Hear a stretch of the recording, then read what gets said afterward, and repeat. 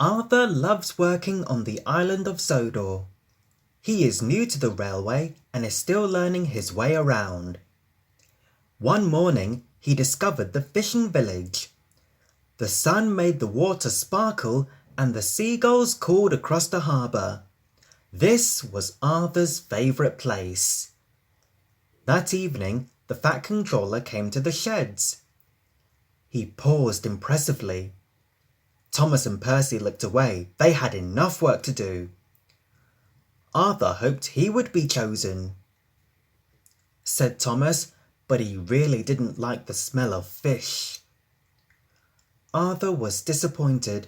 The Fat Controller sent him to haul coal to the steelworks. That evening, Thomas was at the washdown when Arthur puffed in. He teased, huffed Thomas. Arthur wished he could go to the fishing village instead of the steelworks. He'd be much happier than Thomas. The next morning, Thomas was still grumpy. The fisherman had caught lots of fish. Said Thomas, said the fisherman. Puffed Thomas. Thomas steamed as fast as he could along the line. But there was trouble ahead.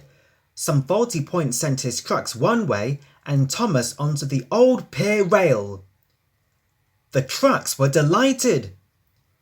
Luckily, Thomas wasn't hurt and the fish trucks stayed on the tracks.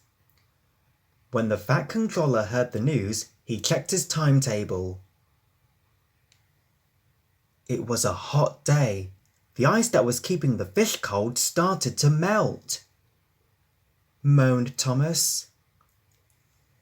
Arthur was surprised to see Thomas in the tidal pool, called Arthur's driver. Arthur knew he had to hurry. He raced along the line to the docks and arrived there just in time. Later, Arthur went to see Thomas at the fitter's yard. Said Thomas, said Arthur. That evening, the Fat Controller came to the sheds.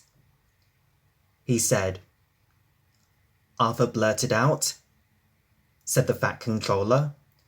Arthur was delighted.